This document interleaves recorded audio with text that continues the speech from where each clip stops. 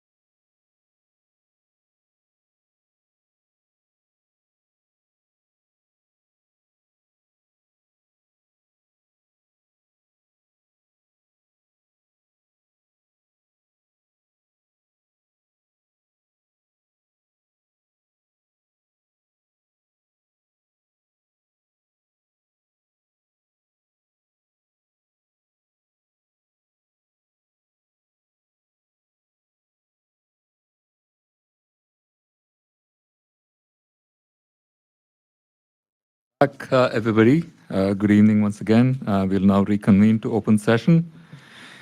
We'll begin with the flag salute. Trustee Jimenez, would you lead us in the flag salute today, please? Please stand and face the flag. Again, I pledge allegiance to the flag of the United States of America and to the republic for which it stands, one nation, under God, indivisible, with liberty and justice for all. Thank you for that. Trustee Nguyen, can you help us with the district mission statement today, please? The Berryessa Union School District provides all students the skills to become lifelong learners and successful 21st century global citizens. Thank you for that. And Trustee Ms. Boak, can you please read the norms of the Board of Trustees, please? The Berryessa Union School District Board of Trustees agree to focus on the best interest of students at all times, be respectful, listen openly, address problems and process, not persons, keep each other informed, maintain confidentiality, work toward the future, learn from the past, equal participation from all members, stay on task. Thank you for that. Item D is disclosure of action taken in closed session. Dr. Fuentes, on that, please.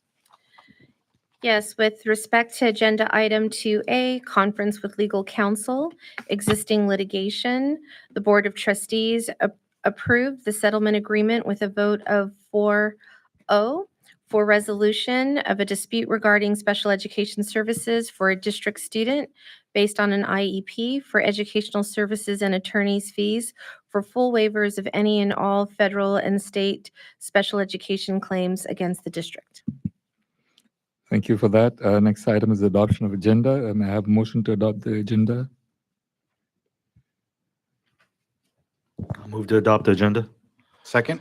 Moved and seconded. All those in favor say aye. Aye. Aye. Agenda is adopted. Thank you so much. We don't have anything under recognition ceremonial. Are there any public comments on the consent calendar agenda items today? No, only.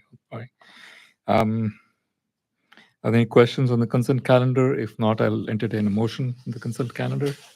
I move to approve the consent calendar. I'll second that. Been moved and seconded. All those in favor say aye. Aye. Aye. Aye. Consent calendar is approved. Next item is comments from the public on non-agenda items. We have a few. We have 10. All right.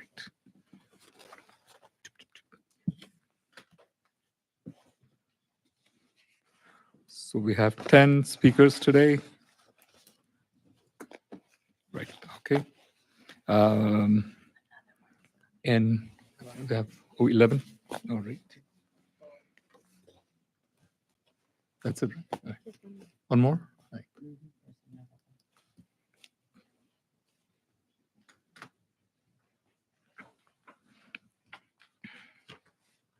Perfect.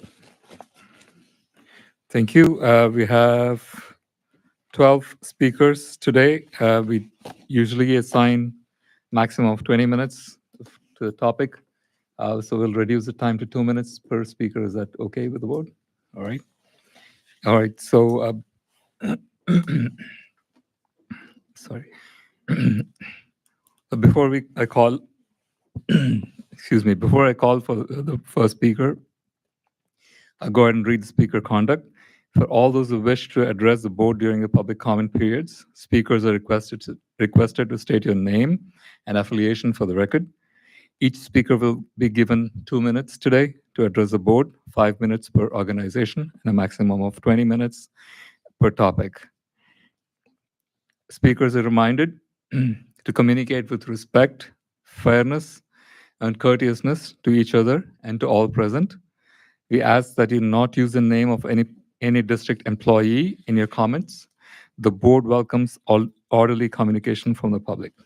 With that, let's call Jean Isant.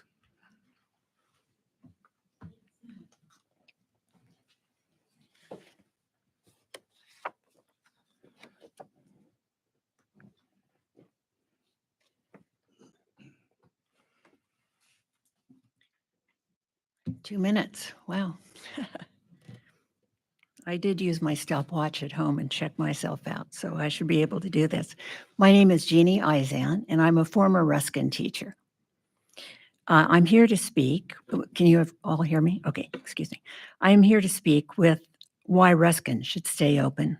Besides having a very strong academic program with many qualified teachers and administrator, Ruskin has a science lab as a unique program that offers students an opportunity to learn science using hands-on techniques, which has proven to be a most effective in engaging students to learn about science.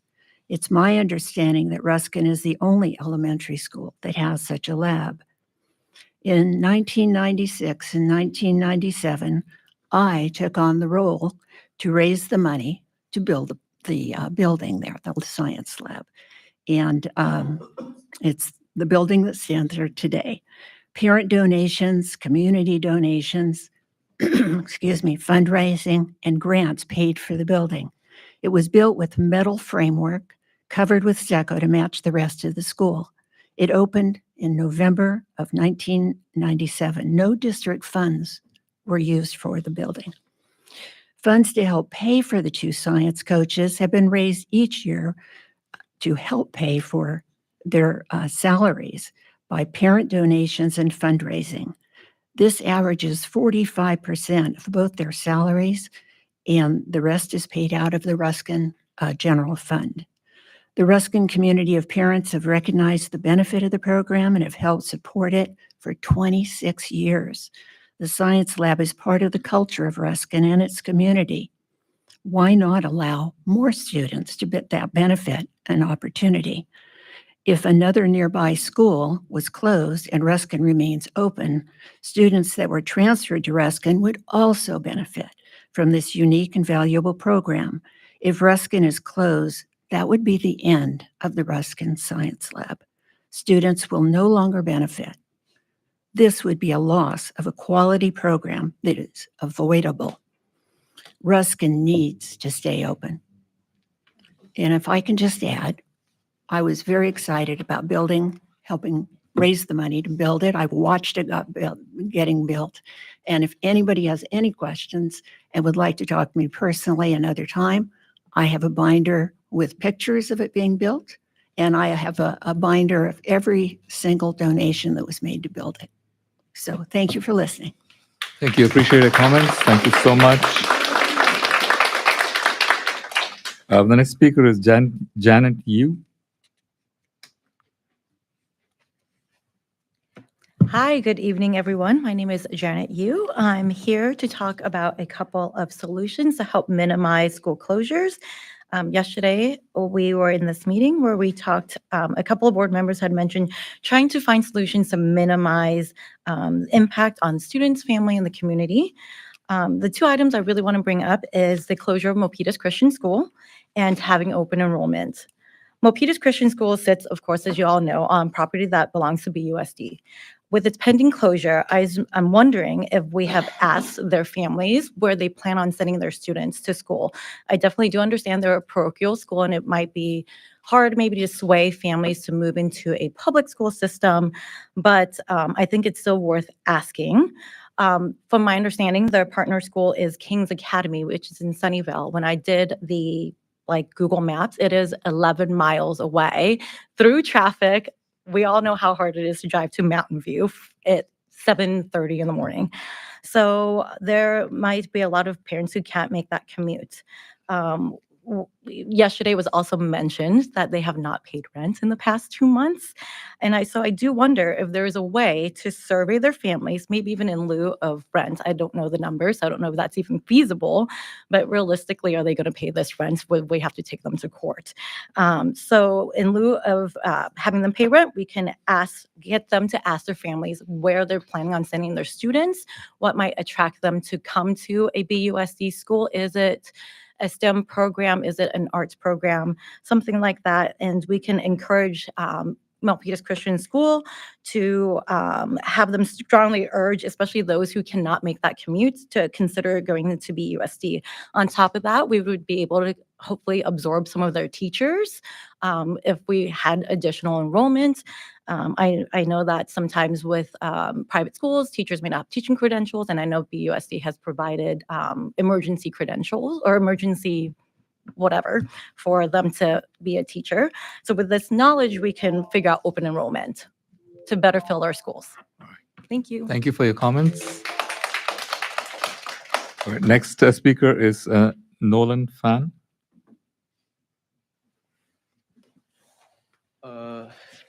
Admittedly, it is my first time speaking in front of a board, so hopefully I sound formal enough. I'm Nolan Fan. I'm a student at Piedmont Hills High School, and I'm here to speak about my experiences at Ruskin and Sierramont and why I'm assuming they're closing. So, oh man, why isn't the timer not starting? Okay, I'll keep talking. Sorry about that. So my experiences at Ruskin, I actually graduated from Ruskin 5 years ago now. Admittedly, I don't remember all that much about Ruskin as a whole, but I do remember that they had an excellent science lab. It was the only science lab that I remember.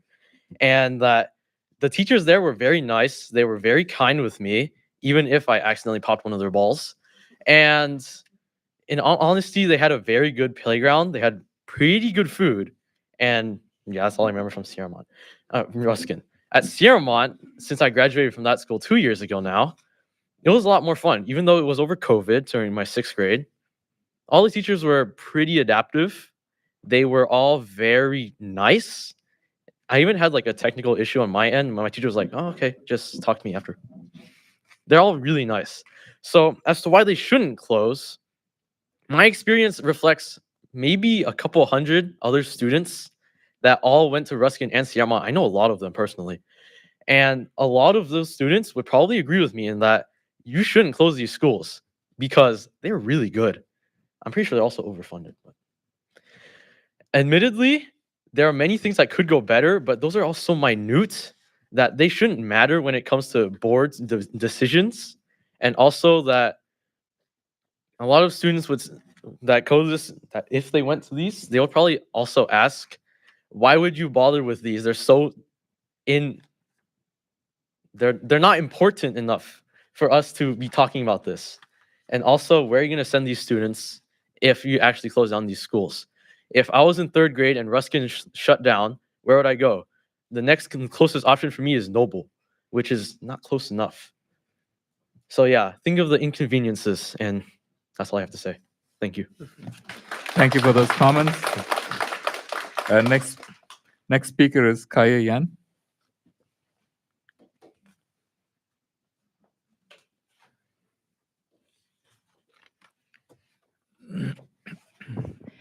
Thank you for board members and the district superintendents. My name is Kai Yan. I'm a Ruskin and Sierramont mom. I'm going to talk about Ruskin. And besides the science lab, many speakers has already mentioned, and the Ruskin school is also one of the largest school in our district. It has the most 24 permanent classrooms, 24 classrooms. So it has the capacity to welcome new students. So I think we should make it a welcoming school, not a closing school. Right, I just use a nearby school as an example. Right, if we move students from Ruskin to nearby Cherrywood, that means we will put students from permanent classrooms to portable classrooms. Why would we do that to our students when we have a well-equipped school and we abandoned it and move students to other schools in relatively poor conditions, right? We have the brand new playground, we have the brand new softball field, we have the newly renovated lawn, and after 1 year, we close the school, right? People will question the boss' ability and the district ability to make judgments, right? To make plans. And yeah, another point. Okay, yeah, for the mentoring immersion program, like our other programs, we said many times they are relocatable, right? So I think we didn't invent Mandarin immersion program. We have examples. Other districts do, right? We just follow them. We don't need 7 years to know how to run a Mandarin immersion program. They should be mature enough after 7 years to be relocated. Thank you. Thank you for this. Thank you for this comments. Next speaker is Teresa Carrillo. Right? Carrillo, yes, Teresa. Hello, my name is Teresa Carrillo. I am a former student of Ruskin and Sierramont, and I am a current Ruskin parent. My parents bought their home in the Berryessa community 50 years ago. Unfortunately, they were not notified about any consolidations or closures. However, we did receive flyers in the mail about Stratford Schools and St. Victor Schools holding open enrollment this spring. With that being said, I think we need to counter this with our own open enrollment. And this will also give a chance, like Janet said, if Milpitas Christian School is closing, this gives us an opportunity to absorb their students and their teachers. I think an open enrollment policy will also show you where the families would prefer their children to attend school, which school in the district.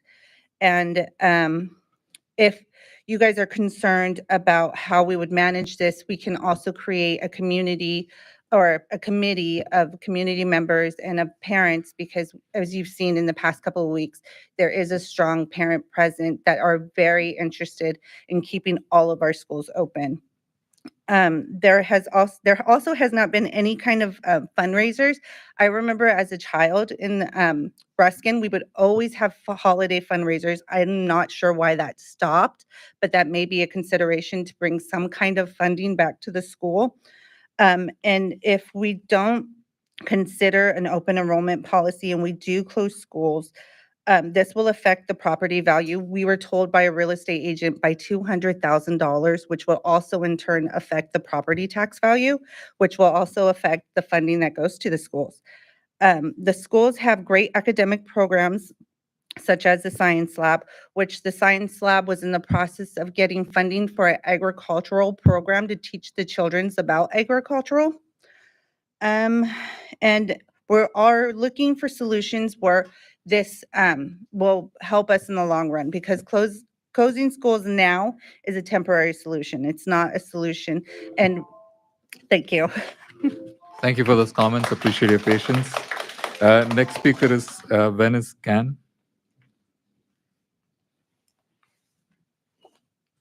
Hi, my name is Venice. Thank you for the 2 minutes. I am a mother of 3 children who are currently attending Ruskin, Sierramont, and Piedmont Hill. These 3 schools have the best location and allow walking distance and are safe. Do not blame on low enrollment, but you need to invest in attracting new students, allowing open enrollment, promoting and marketing our best performance school. I believe our concerned parents here are very willing to help in promoting our best school in Berryessa. Closing school to save money, forcing students and families to find new school to attend is never a solution. Next, according to the California Department of Education, outline the best practice guide for potential school closure, which the first step is engaging the community. However, Berryessa Union School District failed in the first step because as a resident of Berryessa, I do not feel engaged. I do not feel involved. No newsletter, no flyer, no survey, no case study about school closure at the very beginning. The only newsletter I received was the flyer and newsletter about no school closure. I think, sorry to say that, I think our concerned community here is doing much better than BUSD in engaging the community. Last, Ruskin and Sierramont are the central and part of our neighborhood. School sites provide indoor and outdoor spaces within our communities to get together. School building and classroom are a critical part of the teaching learning experience, especially the science lab building in Ruskin, which create the most valued teaching learning experience for all students. My children always came home to share with me what they learned about science, and I benefited from learning science with them together. Last, no school closure. Thank you.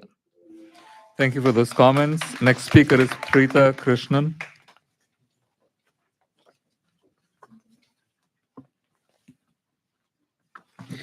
Good evening, and thank you for the opportunity to address the board. My name is Preeta. I have a kid in Ruskin and an ex-Sierra Mont parent. I was impressed by the thoughtful discussion and public engagement during the study session. The idea of converting Piedmont Middle into K-8 school is a fantastic opportunity to enhance educational outcome. By consolidating other Title I schools into Piedmont Middle, we can ensure that our students receive the targeted support and resources they deserve. As for elementary school discussions, there are some additional questions that I have on budget. Relocating Ruskin Science Lab involves significant infrastructure cost. Has the budget accounted for the expenses of moving and re-establishing the lab in a new location? Kids in Ruskin have had access to these labs from kindergarten or transitional kindergarten. If the kids are displaced, then as per the superintendent's office, the boundaries might have to be redrawn, causing some kids to lose access to these labs that they've always had. How will this be addressed? The Ruskin Lab is a community-funded initiative supported by the school. Denying community access would be unfair, as it would deprive them of the benefits of their investments. Ruskin has the highest number of kids walking to school. Moving them means more cars on the road, which is neither good for the community nor the environment. While I don't want to dwell on the negative aspects, I agree with the board's suggestion to focus on constructive feedback. Parents are increasingly seeking STEM and STEAM programs for their children. Ruskin Science Lab is one step towards that.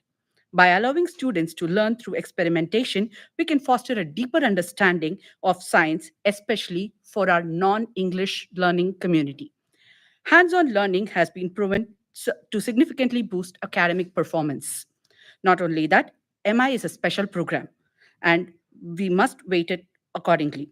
Bringing in MI students into Ruskin will also give them an opportunity to spread their wings into a bigger community. To add to this, Ruskin has more classrooms that are vacant and can accommodate more students.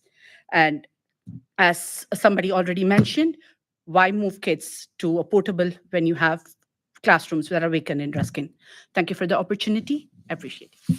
Thank you for your comments. Next speaker is Bobby Evans.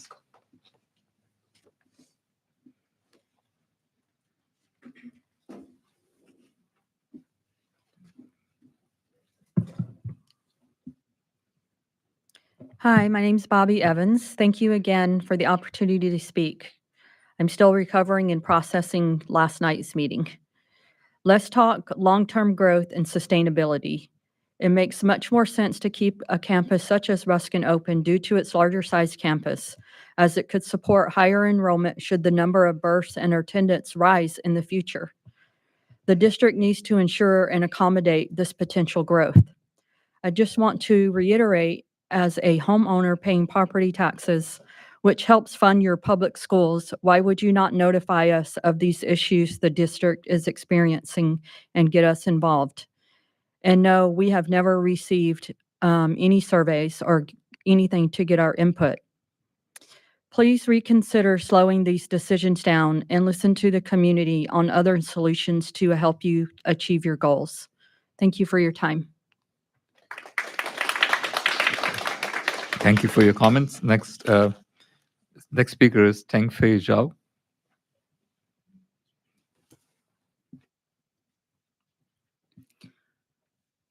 Good evening, board members. My name is Teng Fei. I'm a parent of 3 children attending Ruskin and Sierra Mont. Thank you for staying late yesterday to hear opinions from the community. Today, I would like to share my thoughts on school consolidation. First, I urge the board members not to close our top-performing schools. Doing so will send the wrong message to the community, suggesting that our school district does not prioritize academic performance. It has taken decades and multiple generations to build the strong reputations of Ruskin and Sierra Mont, but only take one wrong decision to disband them. I believe none of you want to be responsible for that. Second, closing those schools will negatively impact property values, homeowners, and property value revenue, further straining the district's financial situation. We also make our district less attractive to young families compared to neighboring districts like Milpitas. And many families will leave if these two schools are closed. Lastly, I'm concerned about one comment from board member yesterday regarding special consideration for the MI program. The consolidation committee has discussed and agreed that all programs are relocatable based on criterion 13. If the board believes the committee's report is flawed or is incomplete, it should be carefully reviewed or redone. The board should not suddenly prioritize one specific program at one school and use it as a major factor in decision-making. On the other hand, Ruskin Science Lab is completely funded by the Ruskin community. If Ruskin is closed, it's unlikely that the program will receive sufficient funding at another campus. Thank you. Thank you for those comments. Next speaker is Susan Lee.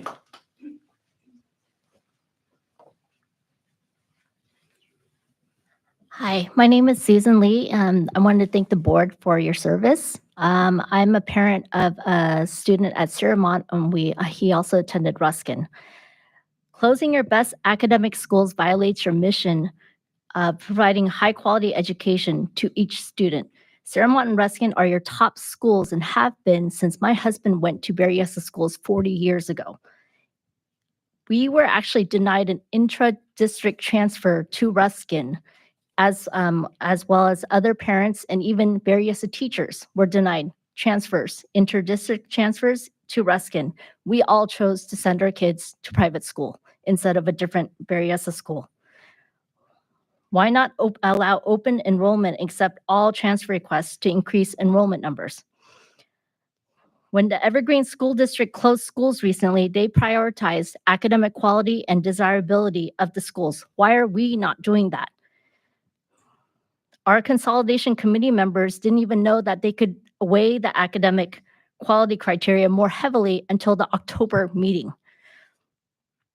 Our child did end up going to Ruskin later and is now at Sierramont because we bought a house in that neighborhood.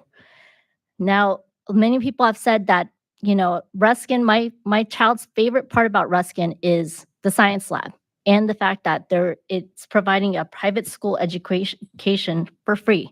Science lab is not only not movable because of the building, but the families who are willing to donate and fund the science lab, many of those families will go to private school if you close Ruskin.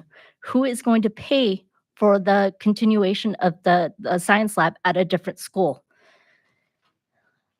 I do advocate turning Piedmont into a TK to 8 school. My kid was in a TK 8. It is safe. Piedmont has the facilities to keep the elementary school students and the middle school students separate. The traffic is actually better over there than Sierramont. Thank you for listening. Thank you for your comments. Next speaker is Jessie Tang.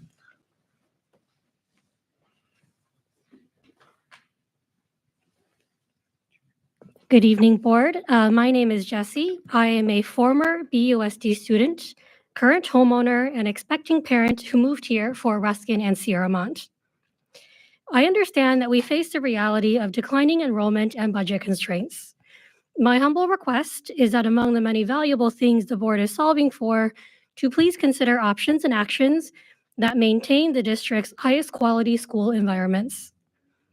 While I know that student transfers to BUSD schools are currently closed, I believe that if we did open transfers back up, many parents, such as myself, would be drawn to Ruskin and Sierramont's academic accomplishments, STEM programs, and community-built science lab. I appreciated hearing the board's questions and efforts yesterday to make this situation, which is tough, as much of a net positive as possible for the community. Please consider balancing decisions that address urgent short-term needs with ones that keep this district an attractive place for future families. Please keep both Ruskin and Sierramont open. Thank you. Thank you for your comments. Next speaker is Dan Ju.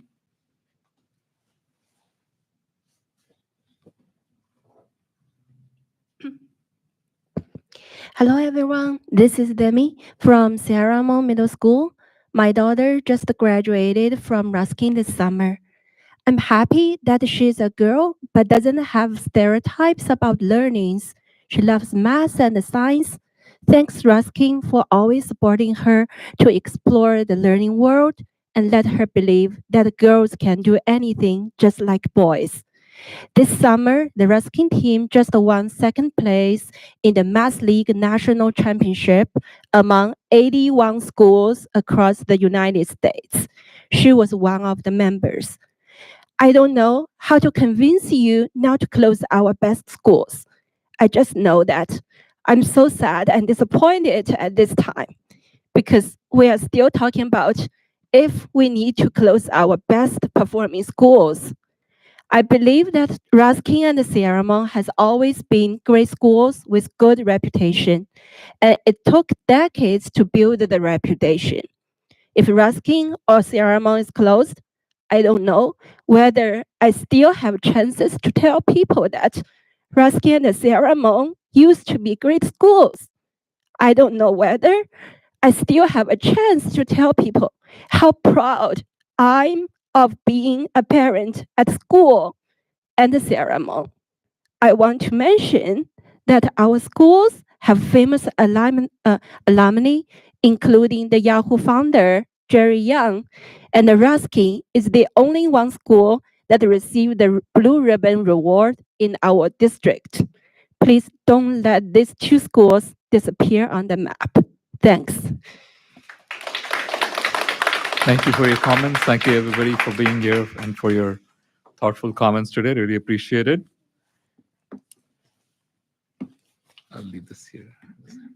All right, we'll move forward with our next item on the agenda. Item number 10 is reports and presentations. First on the list is enrollment projections. Dr. Fuentes. Thank you. This evening, I'd like to welcome our demographer, Tom Williams. He comes to see us each year to share with us our demography projections for the next several out years, which he'll do again this evening. Thank you, Tom. It's good to see you. Thank you. She'll be running the show for me, thankfully.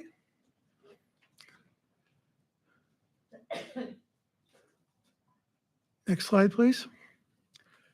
This summary is essentially straight out of the report.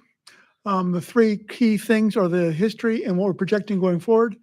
The history at the top is that the total enrollment in the Berryessa Union School District compared to the current figure is forecast to decline by 181 to next fall, over 603 years, and nearly 1,000 students in 5 years.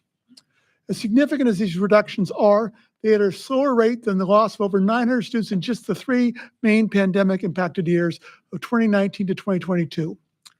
A key difference between the enrollment reductions from 2016 to 2019 and in the projected amounts, however, is that the large 8th grade classes graduated in those past years, while the expected decline occurs mainly due to small kindergarten totals.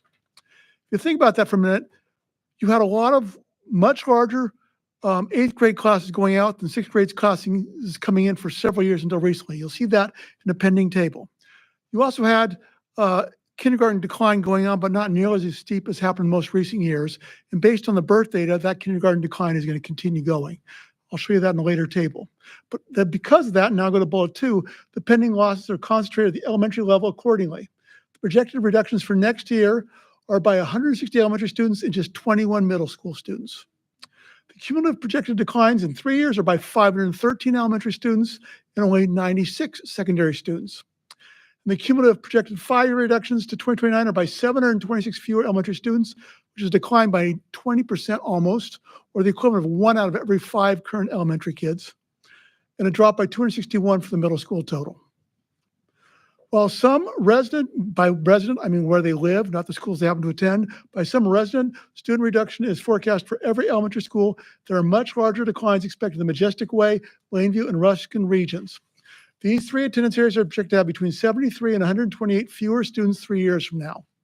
The main reason for this is these schools have significantly more resident students in the upper elementary grades who will be graduating into the middle schools than in the lower elementary grades, with ongoing low-incoming kindergartens expected. And I'll show you birth data supporting that. The smallest resident elementary school total, however, should continue to be in the Toyon area, with the projected TK5 total has only 190 students in 5 years. Next slide, please. This table is one table in the report, but I split it into two parts to fit clearly on the screen. This first page shows the historic trends. The next page will show the projected numbers. And I'm going to focus on 4 columns in this table: TK, K, 5th, and 8th, as well as the numbers at the bottom. You'll see the numbers at the bottom right had you go down by 70 kids on average per year at the elementary level from 2016 to 2019. That's pre-pandemic, and 76 kids at the middle school level annually during those years. Since there are twice as many kids in the elementary grades as the middle school grades, that's actually a faster rate of decline at the middle school level. Then during the pandemic, both those numbers more than doubled, but still, proportionally speaking, it was the middle school total that went down more per grade. Since then, in the last 2 years, the middle school total on average has gone up 40 kids. And the main reason for that is in the 8th grade column, you'll see back in 2016, for example, you had 898 8th graders are about to graduate, and 798 5th graders are going to graduate into 6th. That's a 100 student difference. A year later, you had 850 8th graders about to graduate and 756 5th graders about to graduate in. Again, about 100 student difference. The differences became small in the next few years, but still was significant. When we got to 2021, again, it was 764 in 8th grade and 665 in 5th grade. Again, about 100 student difference. So those differences of the amount rolling out into 6th and out of 8th were significant. What happened in the last 2 years is you had much smaller 8th grade amounts graduating out, and you actually have larger 5th grade amounts graduating in. For example, in 2022, you had a class of 653 8th graders and a class of 688 5th graders, or 35 more, in 5th grade than 8th grade. That's why your middle school totals went up. This year, the numbers are basically balanced. And for the next few years, again, you're going to see relatively small amounts coming out of 5th versus graduating from 8th. And that's why a very small change is projected for the next 3 years at the middle school level. At the same time, at the elementary level, we had TK, which represented a 3-month birth period from September 2nd to December 1, from 2016 to 2021. From 2021 to 2024, that went from 3 birth months to 9 birth months. That means if all other factors stayed the same, the number of kids in TK should have tripled. But we didn't triple 111 to 333, we only went to 252. So even though we had a big increase in the enrollment in TK, in proportionate terms per birth month, you're still going down. So even though that helped your overall enrollment not decline by as much at the elementary level as otherwise would have happened, we're still getting fewer kids per birth month in TK than just 3 years ago, even than just 2 years ago. Does that make sense to everybody? So even though that number went up, it really on a per month basis is going down. And once that becomes 12 months, then the per month basis going down means the TK numbers will start going down as well. Then in kindergarten, which is the gray shaded column, you were in the 700s from 2016 to 2019, the 600s in 2020 and 21, and only the 500s since then. In fact, you fell all the way down to the low 500s in the last 2 years. That's going from the 700s to the low 500s in a 5-year time frame. And based on the birth data I'm going to show you in a little bit, and I'm following the table, you're going to even be lower in the next 5 years in kindergarten. So the growth in kindergarten is about to stop and then go the other way. The growth in TK is about to stop and go the other way. The decline in kindergarten is going to continue, and you're going to have larger amounts graduating out of 5th. That's why the elementary numbers are declining much worse than the middle school numbers. Does that make sense to everybody? Okay, now remember that that 2024 number, I only have 539 in K and 540 in first, and all other grades have 600 plus. When we roll those small 500 numbers forward and keep projecting lower kindergarten numbers, you'll see in the next table, please progress. This is what happens. Those blue shaded numbers are the 500s going forward. And they don't actually reach the middle schools in the 5th projection year. So that's why the numbers are going down so much more at the elementary level than the middle school level. You have lower, you'll peak at about 290 in the TK numbers, and those may be optimistic numbers by 2029. And you have K numbers only in the 400s. In fact, they're in the low 400s by the latter part of the projection period. Remember, only 5 years ago, they were in the 700s. And now I'm projecting in the lower half of the 400s. And then you got all those small numbers in K graduating forward to the rest of the elementary grades. The net result you'll see down at the bottom is for next year, I'm projecting 160 fewer elementary kids and only 21 fewer middle school kids. Even when we get out 3 years, it's 513 elementary kids, or more than many of your schools currently, versus only 96 fewer middle school kids. It's when we get to that fifth forecast year that we start having those 500 numbers hit the middle school. If I had projected this numbers out any farther, the middle school numbers would start coming down more significantly as well, as those blue numbers went through all the middle school grades. Does that make sense to everybody? Next slide, please. And this is what your enrollment has done since 1994. You had a slight uptick from 22 to 2023 as some kids came back from private schools and homeschooling and having temporarily moved away during the pandemic. But since then, you went right back into decline. And unlike what somebody said last night, your net difference from 2 years ago to this year is still a decline. Not a big decline, but some decline. And if it hadn't been for the growth in TK, it would have been a more significant decline. And I see no reason to expect that trend to continue based on all the data I'm looking at. Next slide, please.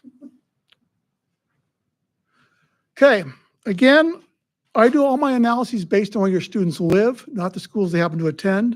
And only when I'm done with all those analyses do I come back to where they might be attending. So I deal with what I call the resident projections, which is where your kids live, not the schools they happen to attend. As everybody knows, some schools get a lot of kids coming in, like Cherrywood, because of the Mandarin program, and Noble because of the parent participation program. And that's why that attending just column has 276 kids being added to Cherrywood and 40 kids being added to Noble.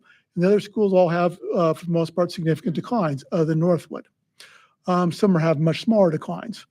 And then at the bottom, you'll see there's other TK 569. That's the incoming interdistrict kids you accept from outside the district, parents, staff kids, etc. And that factors into those numbers as well.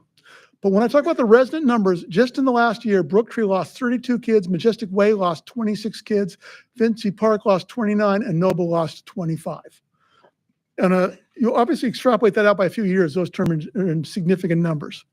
With what the birth data is telling me is going to happen in kindergarten and those attendance areas and the rest in the next 5 years, you'll see that even going out 3 years in that rightmost column, I've got Brooktree down by another 58, Plainview down by 109 because there's much larger classes graduating from fifth than in kindergarten.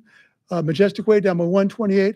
Basically, every single attendance area is down significant amounts of the Northwood, and Cherrywood and Summerdale are not as much either, but they're also much smaller numbers to begin with. The numbers in blue show you what your resident projected numbers are in 2027. You'll see Toyon is only at 190, Cherrywood is only at 223. Then the numbers become larger than that, Ruskin up to 288, Majestic Way to 300, etc. So those, if you talk about attendance boundary changes, are probably the numbers you want to be focusing on more than where your kids happen to be going across attendance boundaries today. Next slide, please. And at the middle school level, again, I'm not projecting nearly as big changes in the next 3 years, but I am projecting Sierra Mont to be down by 118 because the kids in that attendance area now in grades 3, 4, 5, which versus what are now in the attendance area, grades 6, 7, 8. Whereas Morrill, partly because of new housing and partly because of those differences between 3, 5, and 6, 8, actually has a gain projected. But the big changes at the middle school level becomes more significantly in the 4th and 5th forecast year. And if you look at the blue column again, you'll see that Morrill's got 663, Sierra Mont has 574, and Piedmont is still the smallest at 539, despite having less of a decline than Sierra Mont. So that means 2 of your middle schools have less than 600 kids, and the third only around 650 kids. A lot of districts consider more like 800 to be a desirable number for a full program. And I don't know if you want to add to that or not, Kevin. Okay, next slide, please. Okay. Again, I do all my analyses based on where your kids live. And that includes by housing type. I create, in the first study I did for your district way back from 18 years ago or whatever it was, I broke your district up into a bunch of planning areas that, wherever possible, represent homogeneous housing types. By housing types, I don't just mean attached versus detached. I mean bigger homes versus smaller homes, more expensive homes versus less expensive homes, smaller apartments versus larger townhouses, etc. Not because I care if a kid is rich or poor, but because I want to see where the numbers are changing more and evaluate the likelihood for those differences to continue by degree. So this table shows what I'm finding by those situations. And in what I call the relatively affordable and intermediate attached units, with attached including apartments, condos, townhouses, plexes, and duets, I'm going to focus on just the K2 numbers because that's the most important number for me in the past and going forward. And you'll see that just in the last 3 years, these units lost 36 kids in K2 or 16%. Does everybody see where I'm looking on the table? That's significant in a 3-year period. And 9% of that was in the last year alone. If we go down to what I call the upgrade attached, which are the townhouses and the apartments that have more secure parking and things like that, you'll see that they're down 19% in the last 3 years in K2. These are all, every single of these categories I'm going to show you has significant losses in K2 in the last 3 years. And I always say that the more consistent a trend is across housing types, the more likely it is to continue than if I just had one category having an strange anomaly outlier. In your district's case, you're going down in K2 across the board in the last 3 years. And those are mostly post-pandemic years. Some districts have those numbers come up instead. Next slide, please. When I get into what I call the modest to moderate SFD, again, you're down 16% in K2 in the last 3 years. What I call the middle income SFD, you're down 21% in the last 3 years. Next slide, please. And in the most expensive detached housing, you're down 12% in the last 3 years. That's the smallest drop of any of the housing categories. However, that's a net difference. That category actually went down 14% this year alone. So you have severely declining K2 numbers across the board, no matter what the housing type, no matter what the income level. And for all areas of existing housing combined, you're down 17% in K2 in just the last 3 years. Those are pretty dramatic differences. And in total numbers, since 2021, you're down 312 K2 kids, and more than that in K5, of course, in TK5. Next slide, please. These are very complex numbers to try and explain in a board meeting, but I try to evaluate how each class of students in kindergarten is graduating forward through the grades, from kindergarten to first, and first to second, and second to third. And what I call cumulative advancement rates are what, if those rates continued for 8 years, what the population in first grade would be, 7 years in first grade would be in 8 years later. For example, in that top row, in the top left right corner, you'll see a 1.03. That was the rate from 2016 to 2019 in the most affordable units in the district. That means if those rates had continued for 7 years, for every 100 kids in kindergarten, there would have been 103 kids in 8th grade. That's a very high rate for that category. You'll see in most districts, the normal range is from 0.6 to 0.95. So you're actually gaining better kids in that category than most districts. Then the pandemic hit and the numbers collapsed. And we all know that every district did this. The rates, if they had continued from 2019 for 7 years, you would have lost 50% of the kids in kindergarten by the time they got to 8th grade. Then, since the pandemic ended, the numbers bounced back up significantly. But a lot of that is just a pandemic, post-pandemic rebound.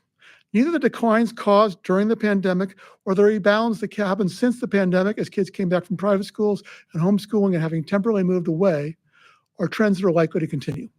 So you'll see that even with the declines I showed you in the last 3 years, you had very positive cumulative rate gains since 2022.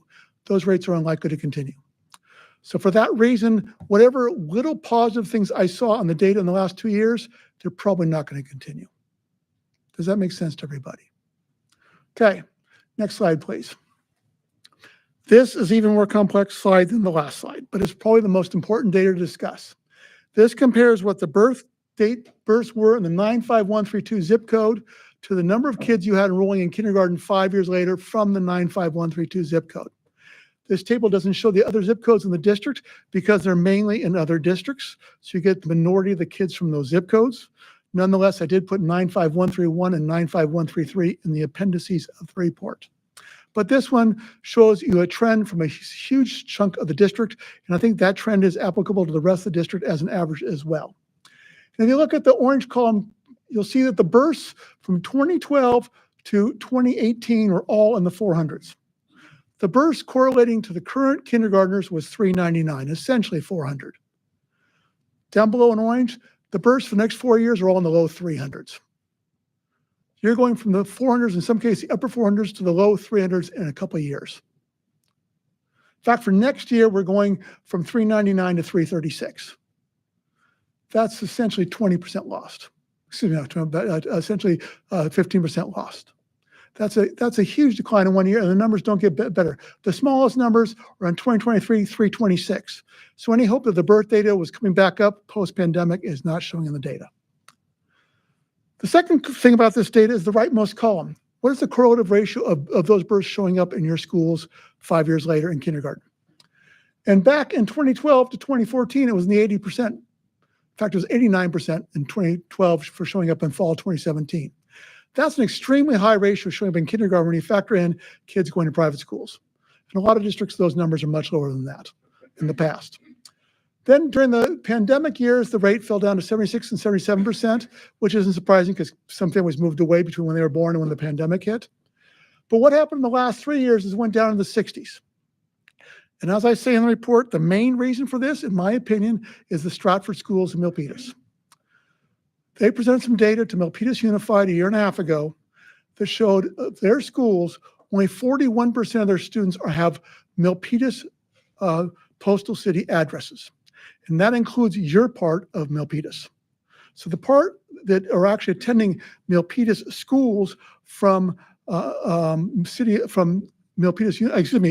attending Stratford schools from Milpitas Unified School District is less than 40%. Most of that remaining 60%, probably almost all, are coming from Berryessa. That's in kindergarten. And I can't say that as a fact, but I'm sure it's, when they say the remaining kids are almost all coming from San Jose, you're the nearest part of San Jose. And so when we go from an 89 percentile correlative rate and an 88% correlative rate back in 2017 and 2018, to only a 64% correlative rate for this year, that's a huge statistical swing. And as long as those Stratford schools are there, I think you're going to continue being in the low 60 percentile correlative range. So you're talking about a much lower correlative ratio against much lower kindergarten numbers for the next 4 years and beyond. And that's hard numbers. That's not an opinion. And that, if you look in the bottom right, what's that mean for projecting kindergartners from the 95132 zip code? That means we're going to be going from being in the 400s to being in the low 200s in the 95132 zip code. Now, the correlative ratios don't get impacted nearly as bad in 95131 and 95133, but the birth numbers do the same thing. They're collapsing. And a big factor in that is young families are having a much harder time affording to live here because of the cost of housing. Until the price of housing goes back down, which isn't going to happen, it's still going to be hard for young families to move here. Next slide, please. Okay, new housing. Everybody thinks there's a huge impact coming from new housing, and it is a beneficial impact, but it's not a huge impact. The new townhouses built in recent years, there were 339 of them, and they have 40 kids for a net of 0.12, or about one student in every 8 townhouses. That's not that dissimilar from what I'm finding in similar districts. Again, young families can't afford to buy them. When we get into apartments and condos, they're a little bit more affordable than townhouses, but they often tend to be studios and one-bedroom units, which obviously can't have many kids. So we're only averaging one student in every 20 new apartment and condo unit built in this district. So out of 1,644 units built in the last few years in this district, we got a total of 83 kids. Now, that's still a positive. That still helps some schools a lot, like Northwood and Morrow, but it's not a huge factor on the future enrollment. Now, you've had no below market rate developments built in this district in recent years, so I brought in a couple samples, combined samples from Sunnyvale and Oak Grove school districts. And just as comparative purposes, regular affordable housing, which we call BMR, or below market rate, is averaging about one student every 4 units. So if you have such a development built here, that's what I would apply to that development. And then if you have single room occupancy, there's virtually no kids, so you wouldn't even pay attention to those. Bottom line, projected new housing. Next slide, please. In mainly market rate townhouses, you'll see I'm projecting 420 in the Northwood and Morrill areas. That's why those numbers go up. Otherwise, I'm only getting 48 in the Vincy Park and Morrill areas and only 32 in the Summerdale and Piedmont areas. And I'm not projecting anything in developments of 5 more units anywhere else in the district. When I get into mainly market rate apartments and condos, Vincy Park and Morrill is getting 160, and Summerdale, Piedmont are getting 345. But again, those are only averaging one student in every 20 units. So those are not going to generate huge student numbers. And then I do have a BMR non-SRO development projected in 2028 and 2029 down near the BART, south of the BART station. And that'll help the Vincy Park numbers, but Vincy Park isn't one of your smaller schools. Does that make sense to everybody? Bottom line is new housing is going to help a few attendance areas, but not the district as a whole. Next slide, please. Questions? And do you need me to go back to any tables? Thank you for the presentation. Any questions, specific questions on the board? I did have one question from your experience. Are there any school districts at all? I remember reading an article a while ago about, I want to say Dublin Unified. I might be wrong, but maybe you know that their enrollment increased last year or in the past couple of years. Do you have anything to share? If I ignore what happened in TK, and everybody added kids this year in TK because the additional months, and also there's some indication that more parents of TK eligible children are being willing now to enroll their kids in TK as it becomes better understood. So that's going to help that grade a little bit. That number's still more in flux in the other grades because of that. But aside from the growth in TK that was mostly caused by the extended period, every district I'm aware of lost kids this year. Okay. Now, I only have data for maybe 30 districts. Right. So, I mean, I'm sure there's a couple out there that buck that. Let me rephrase that. Aside from TK, Sunnyvale added 38 kids this year. Everybody else lost significantly in K8 or K12 or 9-12. Okay. Thank you for your presentation. Thank you for being here, Mr. Williams. Really Thank you. appreciate it.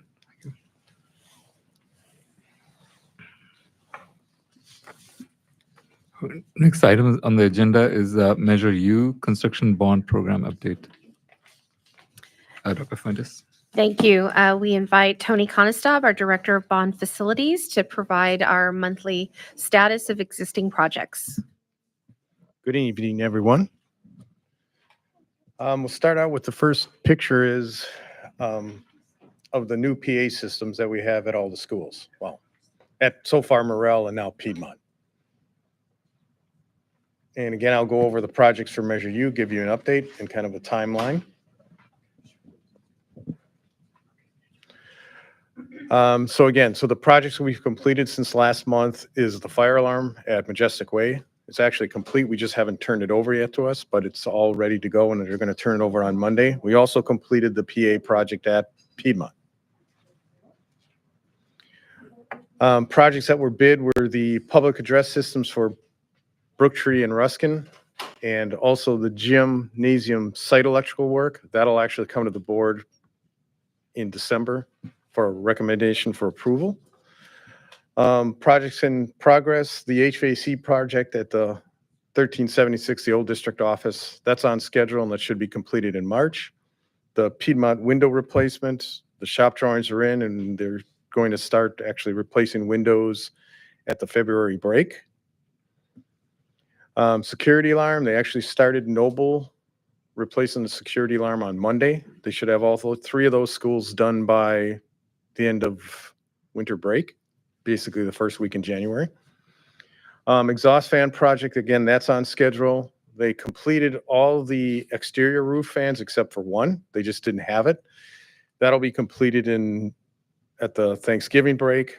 And then also that project will be completed by the end of the winter break, as they're going to actually work in the Thanksgiving break and the winter break to complete everything else. Because those units are basically in the buildings. Monument sign projects, that's almost done. We're actually kind of doing the punch list now to make sure that everything's okay. The comprehensive infrastructure renewal and utility assessment project, the lighting is done. We're just doing a punch list for that.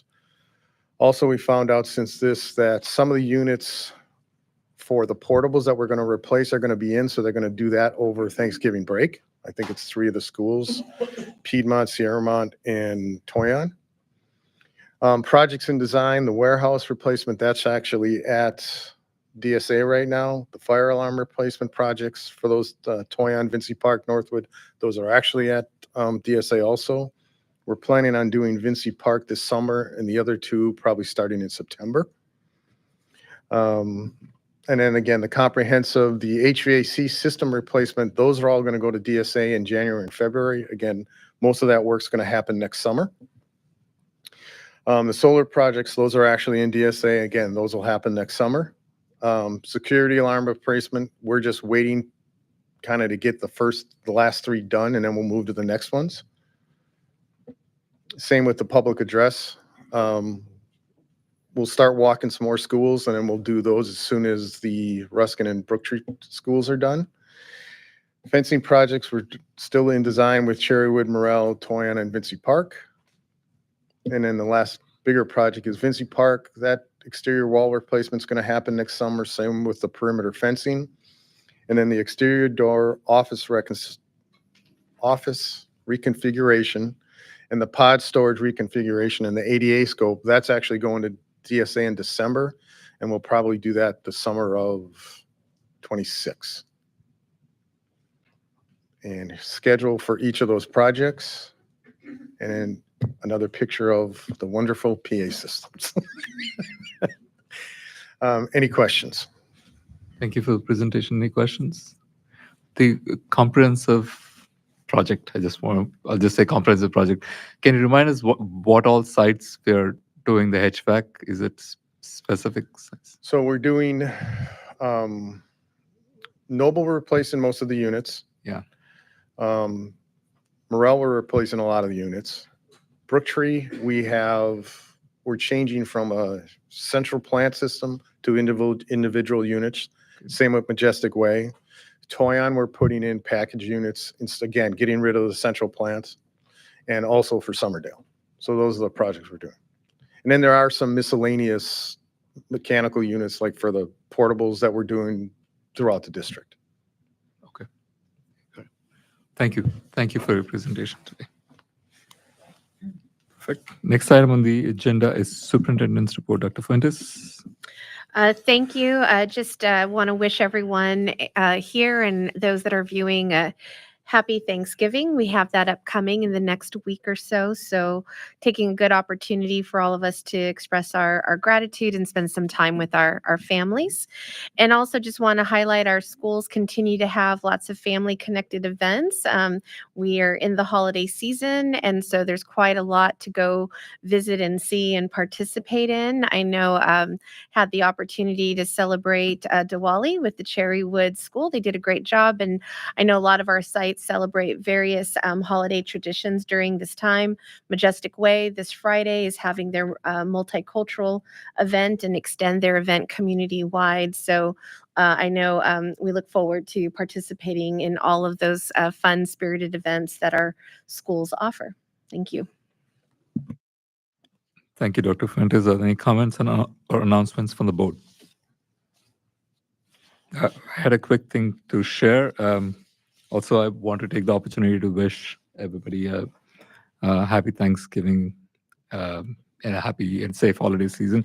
I had a quick thing I wanted to share with the board. I had an opportunity to visit Morrill Middle School this week. Spoke with Dr. Splain over there regarding mental health and wellness. I know a lot of our students are facing some challenges with that, and they're taking a proactive approach to student mental health and wellness, and they're putting together a fair on Tuesday, this coming Tuesday during the lunchtime between 12:22 and 12:52 p.m.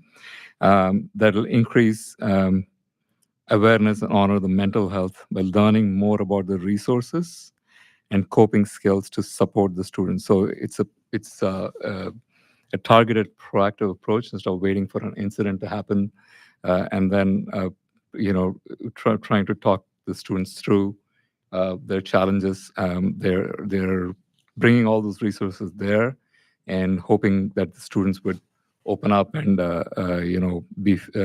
feel free to talk about any challenges they have. So I won't be in town, so if any of you are available, I request you to please swing by for a few minutes and see if you can support that fair. I think it's an important thing in today's day and age to focus on our students' mental health and wellness. Other than that, I don't have anything else to add to that. All right, moving on to the next item will be under review and action. Under superintendent's list, I have Santa Clara County Committee on School District Organization 2024 election. Dr. Fuentes. Yes, that is, at this time, it's the opportunity for the board to elect members of trustees within our county to be part of the Santa Clara County Committee on School District Organization for District 4 and for the at-large representative. So you see there are no candidates for District 2. For District 4, you have 2 candidates to elect 1. And then for at-large representative, you have 1 candidate. All right. Thank you. Any recommendations from the board on the candidates? For District 4, I would like Jody Muirhead. And of course, the at-large representative is only one person. That's Mr. Gonzalez, Albert Gonzalez. It's up to the board. Agreement with Jody Muirhead? Okay. Yeah, me too. So I'm in agreement with Jody Muirhead. So do we conduct a vote for this? Or? Yes, so I would say Trustee Boak has a motion on the table for Jody Muirhead and Albert Gonzalez. We would need then a second and then a vote. Second. Okay, it's been moved and seconded. All those in favor say aye. Aye. Aye. Thank you so much. The motion carries 4-0. Next item on the agenda is Board Policy 0410 non-discrimination and district programs and activities. Dr. Fuentes. It is recommended the board review and approve Board Policy 0410, non-discrimination in district programs and activities for a first reading. This policy is being brought up to date with new federal regulations that provide updated language related to Title IX. Thank you. Are there any questions? If not, I'll entertain a motion on this item. I move for approval. Second. It's been moved and seconded. All those in favor say aye. Aye. Aye. Motion carries 4-0. Next item is Board Policy 0510 School Accountability Report Card. Dr. Fuentes. It is recommended the board review and approve Board Policy 0510, School Accountability Report Card for a first reading. And this is an additional requirement based on the population percentage of individuals we serve in our community to have translation done for these documents. Okay, that's a good one. Are there any questions? If not, I'll entertain a motion on this item. To approve. Second. It's been moved and seconded. All those in favor say aye. Aye. Aye. Motion carries 4-0. Next item is Board Policy 1114 District-Sponsored Social Media. Dr. Fuentes. It is recommended the board review and approve Board Policy 1114, District-Sponsored Social Media for a first reading. Again, this just provides updated language as recommended from the California School Boards Association to district-related activity regarding social media. Are there any questions on this item? If not, I'll entertain a motion on this item. Second. It's been moved and seconded. All those in favor say aye. Aye. Aye. Motion carries 4-0. Board Policy 1312.3 Uniform Complaint Procedures. Dr. Fuentes. It is recommended the board review and approve Board Policy 1312.3, Uniform Complaint Procedures for a first reading. And similar to the initial policy, this is updating language to the Uniform Complaint process related to new federal regulations affiliated with Title IX. Perfect. If there are any questions, if not, I'll entertain a motion. Move for approval. Second. It's been moved and seconded. All those in favor say aye. Aye. Aye. Motion carries 4-0. Next, under Business Services, we have Resolution 24-07, authorized temporary borrowing between funds of the school district. Dr. Fuentes.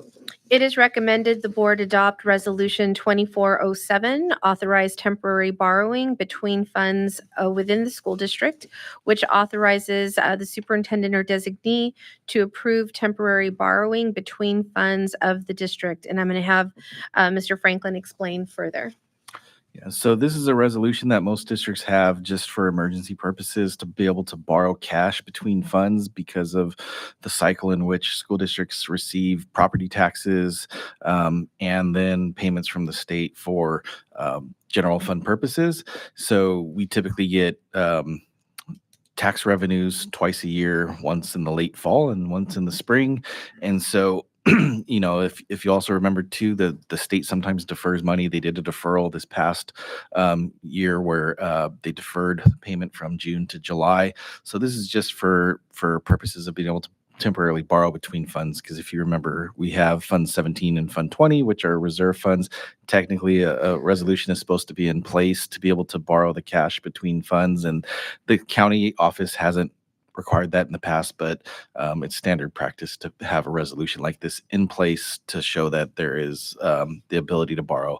And it's short-term borrowing, so there's stipulations that they have to be repaid within the same fiscal year, essentially.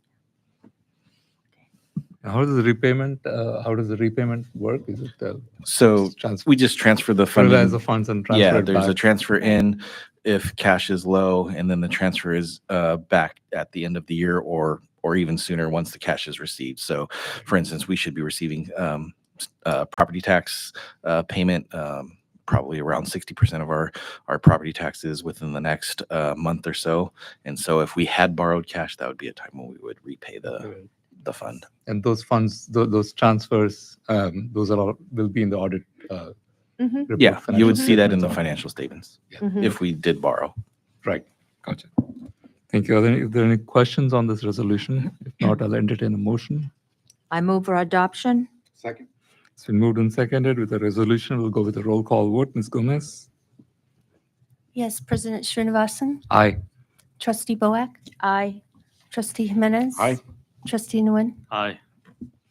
Thank you. The resolution 24-07 is adopted 4-0. Next item is comprehensive school site safety plan review. Dr. Fuentes? It is recommended the board approve the comprehensive school site safety plans for Brooktree, Cherrywood, Laneview, Majestic Way, Noble, Northwood, Ruskin, Summerdale, Toyon, and Vincy Park Elementary Schools, as well as Merill, Piedmont, and Sierramont Middle School, and the district office. We have Dan Norris here, who takes the lead in coordinating with our school sites in the development of these plans that we're required to approve annually. Good evening. As Roxanne said, I'm here to present our school safety plans for the 24-25 school year. And it's kind of a difficult presentation, but I'm kind of going to go through the key features of the actual safety plan itself. So with that said, BUSD students deserve to feel safe and secure in their schools, free from fear and harm. A safe learning environment is essential for academic success, social, emotional development, and overall well-being. Our district is committed to providing a safe and secure learning environment for all staff, students, and visitors. To achieve this goal, we have implemented a comprehensive school safety plan that addresses a wide range of safety issues. There are 7 key components in our school safety plan. The first one is that each school site has a dedicated safety committee composed of key stakeholders, including administrators, teachers, parents, classified staff, and community members. These committees play a crucial role in identifying the potential risks, developing safety plans, and implementing their safety measures. Regular safety assessments and drills are conducted. The assessments and drills to identify potential vulnerabilities and to ensure that all of our staff and students know how to respond to emergencies. These drills include fire drills, earthquake drills, and lockdown drills. Collaboration with law enforcement and first responders is we maintain a strong partnership with local law enforcement and the fire department. Regular communication and collaboration with these agencies help us stay informed about potential threats to develop effective response plans. Mental health support. We recognize the importance of mental health in promoting school safety. Our district provides a variety of mental health services, including Care Solis and Mental Health Mondays. Security measures. We have implemented a variety of security measures to protect our schools, including controlled access points, security cameras, and incorporated a guest check-in system.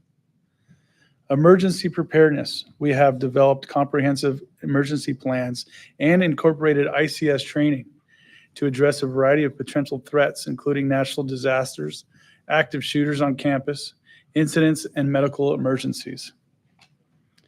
Parent and community engagement. We believe a strong partnership between schools and community is essential for our safety, school safety. We encourage parents and community members to be active participants in our school, in our safety efforts. And this year, we recently updated our school plans to further enhance our school safety and also to be in compliance with the government assembly bills. We have made recent updates to our safety plans, which include enhanced campus security measures. This policy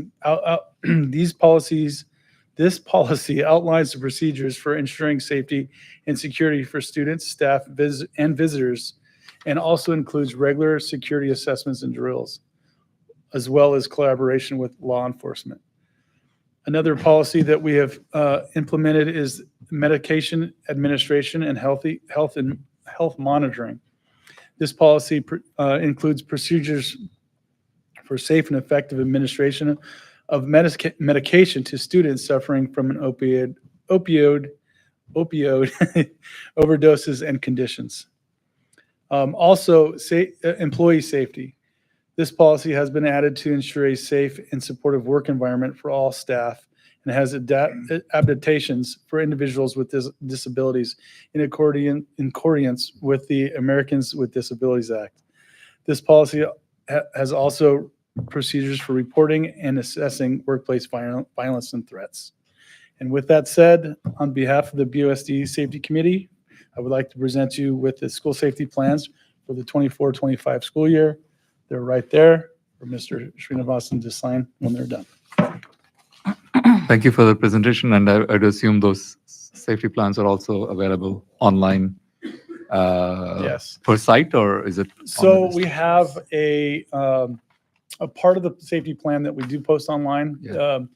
There's a confidential piece, and then there's a public piece. So we do post that online. Right.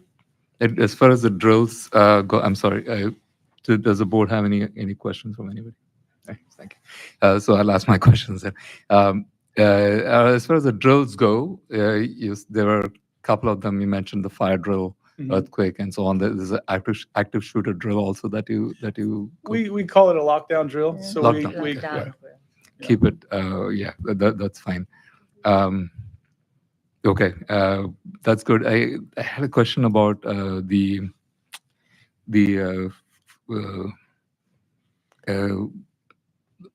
our school sites. Do we happen to have defibrillators?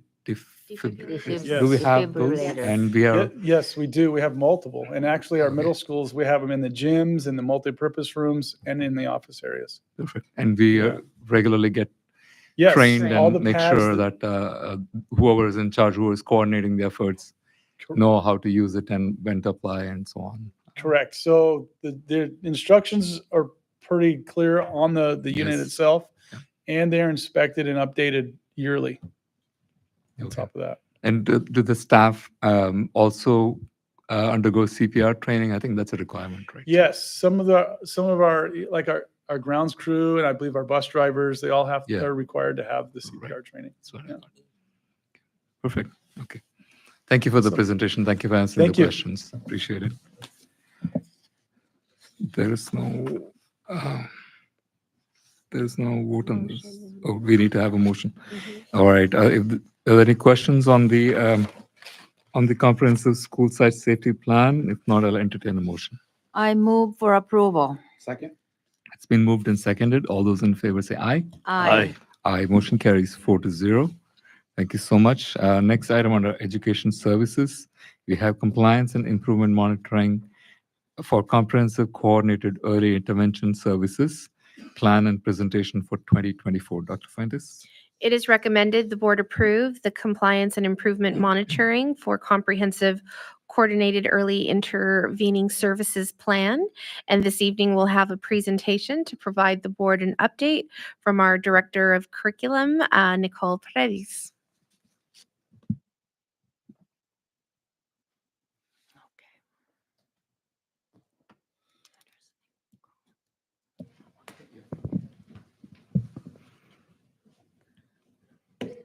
Good evening, esteemed trustees, Dr. Fuentes, and executive cabinet.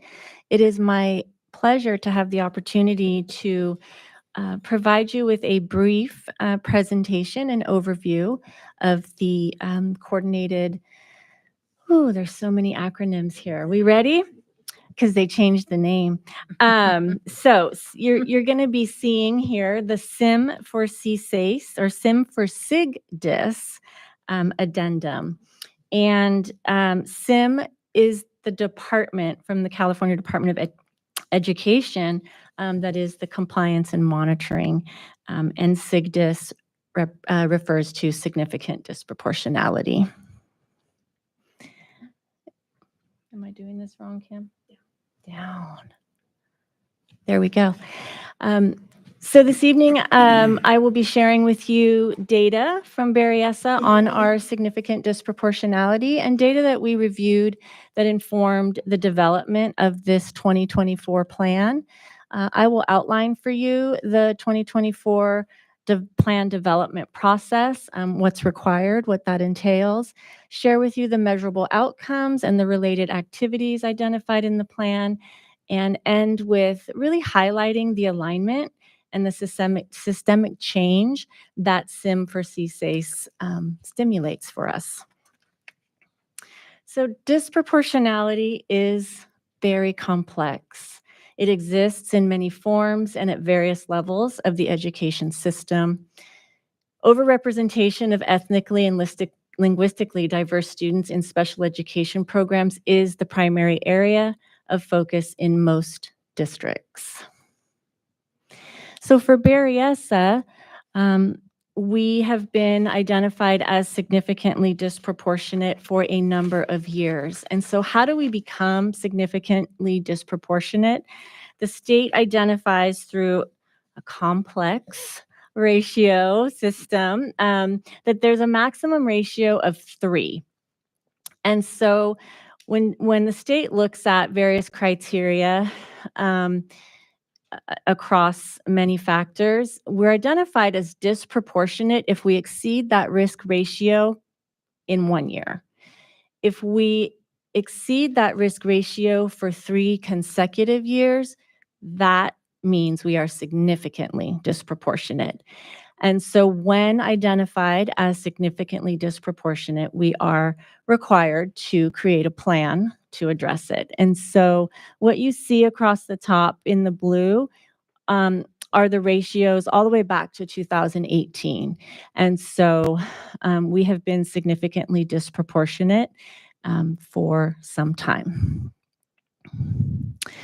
And so this shows us that for students with specific learning disability, our Hispanic students, we have been disproportionate more than 3 years. So we are significantly disproportionate in the identification of Hispanic students for specific learning disabilities. And this was from 22-23. The 23-24 data showed us a new area emerged, and that we were over the ratio for our Hispanic students with discipline. So we need to be watching that, monitoring that, and planning for intervening with that now. We were also identified as disproportionate for our Hispanic students identified with other health impairments. So that was a new category for us, as well as the discipline. And then again, which has been the case for several years, Hispanic students identified with specific learning disability. So for Berryessa, we continue to be significantly disproportionate for our Hispanic students. qualifying for special ed services with the eligibility of specific learning disability, which prompts the 2024 plan that you have this evening. The Department of Education is allowing us to submit an abbreviated plan, and they also provided 10 hours of technical assistance support to us. The 2024 plan really is an addendum, and it builds on the 2023 plan. And so what was required of us is that we gather and analyze updated data since the time we developed the 2023 plan, that we review our policies, practices, and procedures. We engage in the root cause analysis to make sure that what our updated data is telling us, if we still think those root causes are accurate. And we have to update and identify our target population for the plan, and we refer to that student group as our success scholars. And once approved, I will submit the plan to the Department of Ed. So the process for developing these plans has not changed over the years. It's a 4-step process. We gather and inquire around information and data. We analyze that data and the root causes. We create the plan for improvement, and then we implement and monitor. And throughout that process, we really are compelled to apply a cultural lens throughout each step. So just some updated data from the last time I shared CSACE information with you. As part of this plan development, we looked at data comparing 2023 versus 2024 and just the number and percentage of students with disabilities. And so what we see here on the table on the left are the number of students, and overall we increased the number of students receiving services for special ed by 120 students. And you can see the breakdown by ethnicity when comparing the years. Our highest increase were with our Hispanic students and our Asian students. And then we had decrease as well. The chart next to it is that data in percentages. And when we look more closely and specifically at specific learning disabilities as the eligibility, comparing 23 to 24, what we see here is that there were 13 additional Hispanic students identified with specific learning disability. And among the other ethnicities, there were decreases in the number of students, or the number remained the same. And overall, there was an increase of 5. That is incorrect. It says 1. But if you look at the last number on this chart, the difference was 5. So there was an overall increase of 5 more students with specific learning disabilities. And then we took a look at chronic absenteeism to compare 22 to 2023, because as we know, if the students aren't in school, we cannot adequately meet their needs. And so we really want to pay attention to what this data is telling us so that we can intervene and support our students to be in school. And so from 2022 to 2023, the good news is the chronic absenteeism rate declined for all groups, but you can see here the significant percentages of student groups and their chronic absenteeism rate. And then we looked at this data by school and ethnicity. And for some reason in this slide deck, imagine a red line going across about the middle of the chart, right below Ruskin's blue line, and that would be 50%. But what this tells us is that for all of our schools, 40% or more of the chronically absent students are Hispanic. Overall, 407 of them out of 690, which was 59%, were Hispanic, compared to the data you see for our other groups, 18.75 Asian, 7.2 were, two or more races, etc.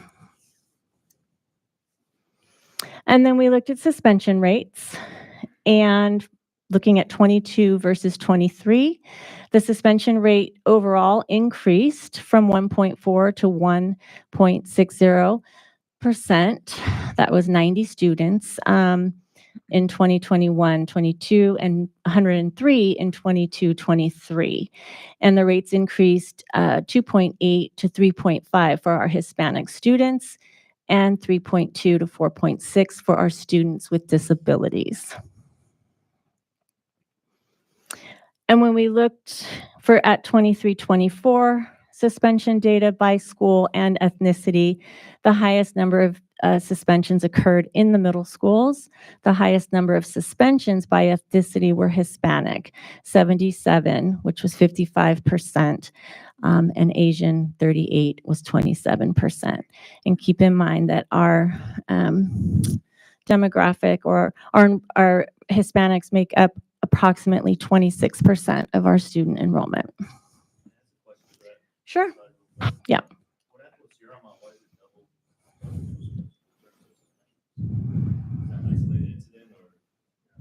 Yes. Those are specific student incidents. Yes. So they've doubled. So there's a handful of students that were being suspended over and over. Yeah. Mhm. Thank you. And then we are to look at our policies, practices, and procedures as part of our plan development. And I'm pleased to share that all of our board policies were reviewed as part of the 2023 CSACE plan development, and they are all the board policies and administrative regulations are current. And as I shared, when we look at the data and we do the analysis, we also went back and we looked at the root causes that were identified both in our 2022 and 2023 plans. And through analysis and discussion with our leadership team as well as our education partners, we determined that the root causes remain the same and that we would continue to hold those as the root causes that we are trying to address. And so they are that that there's a lack of capacity for the hard conversations around systemic racism, bias, and lack of culturally relevant pedagogy, and we continue to work on that. There is lack of consistent implementation around MTSS, our multi-tiered systems of support, but I'm pleased to say that we have made a lot of gains in this root cause. But we need to continue to focus on targeted academic interventions, behavior interventions, and English language development. We have work to do around implicit bias and a lack of understanding of the dynamics of race, culture, the family, and community, which we believe leads to barriers with parents and caregiver partnerships. And understanding and responding to Hispanic student behaviors with appropriate alternatives to suspension is another root cause that we continue to work on. Can I interrupt you for Yes. a second? In the previous slide, Yes. Can you elaborate a little bit more on those last two items? Well, I'm not sure what implicit bias. I know what implicit bias is. How does it apply to our teaching staff and general staff? Are we drawing a conclusion that they have some kind of a bias towards specifically Hispanic students, and is it widespread? And is it happening with teaching staff, teachers and staff of all races, including we have a sizable population of Hispanic teachers too, and staff members as well. Mhm. And the second part is a failure to understand and respond to Hispanic student behaviors. I'm not sure what that exactly means. I mean, what I mean, student is a student. I don't know what is a Hispanic student behavior as opposed to what. Yeah, good questions. So part of the data set that these root causes were built from came back in 2022, and we reviewed them again, I said, in 2023. And we did extensive work with qualitative data, focal groups, with parents, with staff, with teachers. And in terms of implicit bias, the truth is we all have implicit bias. And as we are continuing to learn and grow with the work of Dr. Nikki Elliott and our work with culturally relevant pedagogy, recognizing our implicit bias and seeing how it might be impacting the way in which we are serving or not serving students at certain times. And we heard from parents that, particularly for this one, we heard from parents that from their perspective, there seemed to be a lack of understanding of cultural differences, and that created some barriers to partnerships, perhaps not feeling like they know how to navigate the system, for example, or get their needs met. And so we continue to explore all of these root causes, and they're very complex and they're intertwined. The Hispanic student behavior one, what we noticed is that there are instances, and there's data where students are not necessarily receiving the same consequences for the same behavior. And it tended to be our Hispanic students were suspended or disciplined at higher rates than non-Hispanic students.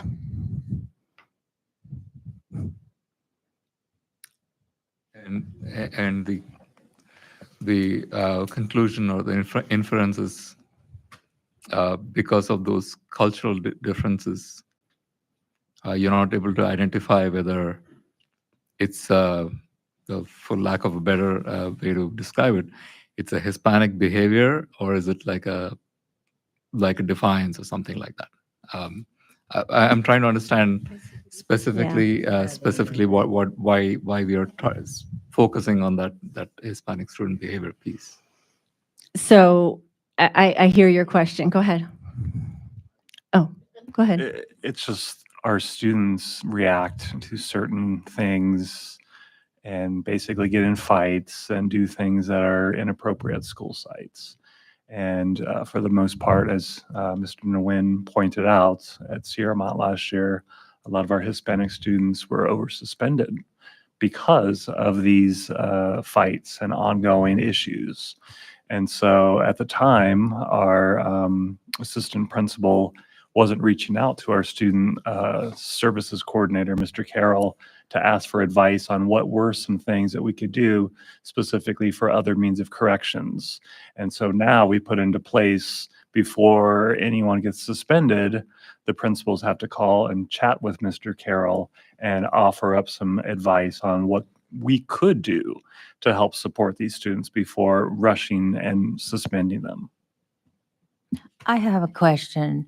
What type of interventions so far that have been, especially in dealing with the Hispanic student behavior? The type of intervention. Yeah, Dr. McCurry was just explaining that piece. Right. So we have a couple of online tools now. So when students do some of these behaviors, they have to go through and watch some videos, take a little quiz, write some essays. There's some restorative practices that are being practiced within the middle schools. We have some of our assistant principals who have gone through these professional development sessions and are able to work with our students in addition to our school social workers. And so these are the things not only the district that has to provide, but the, all districts within the schools or within the state have to provide specifically to help support students, because this is a Berryessa issue. Yes, This is a statewide issue. And so some of the policies and procedures that we updated are very specific to how we work with students, especially before we do suspend them. There are things that we have to do and put into place before that is considered. Are home visits included in this intervention? Yep. And we just had a training, I want to say about 6 months ago, on home visits and positive relationships. Ms. Paredes will also talk about school liaisons. So there's lots of different things that we're putting into place specifically to help support some of these root causes, and looking at the data specifically on over-identification of students for special needs.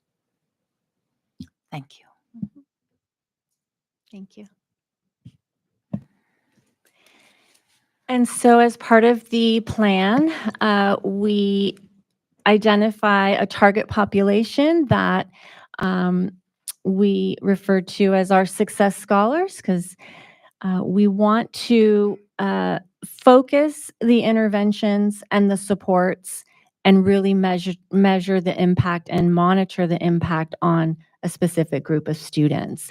And so our target population, our success scholars, are majority of them are Hispanic, Latinx, and Black African American students. We have two groups. Group A at all elementary schools. They are second graders who were identified as first graders in our 2023 plan. We're carrying that cohort forward so that we have more time with these supports and interventions to really see how they impact the student group. Because these plans are a very short window, 27 months. And we really don't get 27 months. But so the decision was that we carry the groups forward and continue with the same group of students to monitor the impact of the supports and interventions. Another criteria for the students is that they were below benchmark in reading and a chronic absenteeism rate, 10%, absent 10%, which is chronic. For Group B, this is our group that we're really focusing on around the behavior challenge that we just talked about. And this is specifically our middle schoolers that we're working on these interventions. Not that they're not happening at the elementary level, but the students that we're monitoring for this plan are our Hispanic, Black, African American students at all three of our middle schools who have been identified. Our 2023 plan, we had identified students as well from the three middle schools. So the 6th and 7th graders that were identified last year have matriculated to 7th and 8th grade. They will continue to be part of the Success Scholar group, and we will identify new 6th graders since our 8th graders left. And we will be doing that with principals in the next few weeks. Also, chronic absenteeism is a criteria, and students who have had one or more behavior incidents since the beginning of the year. So that's the criteria, but a student doesn't necessarily have to meet every single criteria. So we're trying to really pull in students who do meet all of those criteria, but we may have a student who meets most of them but is not chronically absent. But we still want to provide some supports around the work in the plan. And then the measurable outcomes and activities.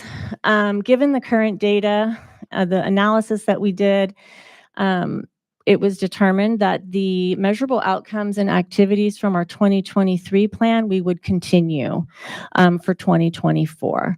So the measurable outcomes, there are 3 of them.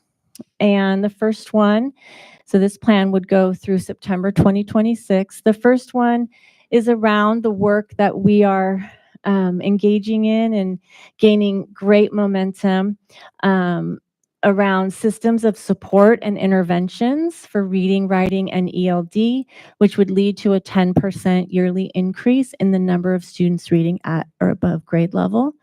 I'm pleased to share that when I did our recent report, our progress report to the state for our 2023 plan, we are on track to meeting that target. So that's exciting. Measurable outcome number 2, we will create asset-oriented schools and classroom communities that are safe, caring, inclusive, and affirming that lead to a 20% yearly decrease in the number of Hispanic Latinx students suspended. And number 3, by September 2026, we will build parent and caregiver partnerships that lead to an increase in parents and caregivers' sense of connectedness to the school community and perceived ability to navigate the school system. And we will measure that through pre and post survey data. And just to highlight some of the key activities under each measurable outcome. So for measurable outcome number 1, our tiered systems of supports and intervention, there are 3 key pieces related to professional development, and that is professional learning to ensure the implementation of tiered language literacy supports and interventions prior to assessing students for special ed. So what that means is we want to make sure that we equip our teachers with a robust toolkit of interventions and supports that they can put in place before we would move forward and consider assessing students for special education. High leverage strategies for integrated and designated ELD, and professional development to help us really understand and distinguish the differences between the struggles that may come for students around language acquisition and understanding the difference between language acquisition versus language or learning disabilities. And so there's some professional development that has happened already, but this plan calls for it to continue as well. We want to establish and train staff and then monitor the implementation of our SST process, our student study team or student success team process. And we have program reading tutors to support intervention at all of our elementary sites. So those program reading tutors will be working with the success scholars and other students. And who are the what was that Program again? reading tutors? Yeah, who are these students or what? No, they are classified They're staff. classified Mhm. staff. Okay. Yes. And as far as the professional development opportunities are concerned, are these mandatory to attend, or is it still on this thing? Is it mandatory? We'll prioritize them for the teachers and staff that are specifically working with our success scholars because that's how it's funded in this plan. And so we just have to make that happen, whether it be on the professional development day or through release days. But it is in the plan that we're going to do that. So somehow the material will reach them. Yes. One way or the other. Yes. Thank you. And then measurable outcome number 2, again, this is around our efforts to reduce suspension.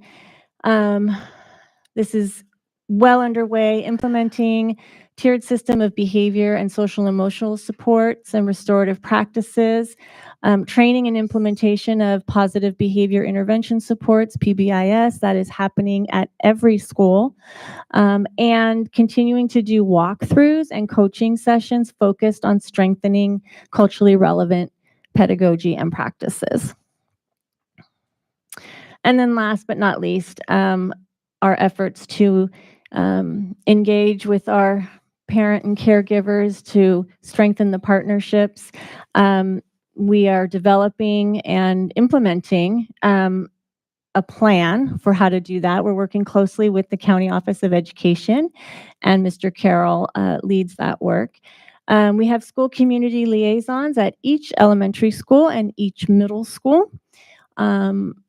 And we will be providing and continue to provide site-based as well as district family caregiver workshops. And it's also going to be some effort around increasing representation on DLAC and our CSACE education partners. So we want to grow those committees and increase the parents and families members that are on them. And then I want to close with really kind of shaping the work of CSACE or SIM for SIGDIS, that it is really about making these small changes within the system to affect the many so that we can see what's working, continue it, expand it, grow it, strengthen it, and what's not, then we know it's not. And so what's exciting to me about this work is the opportunity it provides us for systemic change. And within all of the work that's happening to build out our multi-tier systems of support, I have every confidence that when we strengthen this system, we will no longer see the same trends and patterns that we've been seeing. So, thank you. Any questions? Thank you for the presentation. Any questions from the board? Ms. Black? Thank you very much. Thank Well you. done. Thank you for the presentation. Really appreciate it. And for answering our questions too. All right. We are, is there a, we don't need to approve this. Yes. We do. Okay. Is there a motion to approve the CIM CAC's plan? Move to approve? Second. It's been moved and seconded. All those in favor say aye. Aye. Aye. Motion carries 4-0. Next item is bond program. Build Corp Inc. change order number 1 for bid B02 2023-24 LED light replacement project phase 2. Dr. Fuentes. It is recommended the board approve Buildcorp Inc. change order number 1 for bid B2 2023-24 LED light replacement project phase 2. This is a credit back to the district for approximately $50. $50. Wow, that's a lot. That helps. I can buy one cheeseburger with that. Any questions? The motion on this? Move to approve? Second. It's been moved and seconded. All those in favor say aye. Aye. Aye. Motion carries 5-0. Are there any requests for staff follow-up at this time? Any items for future agenda? I do have an item for future Trustee Nguyen. agendas. I know with the possibility of potential school closures and consolidations, we're gonna have some vacant sites. I'd like to see a presentation, maybe not in the near future, but sometime during the next calendar year on what our plans are for the sites. And also as a part of that process, I like for us to explore potential staff housing for our employees to contribute to a part of their total compensation package, like something similar to below market housing.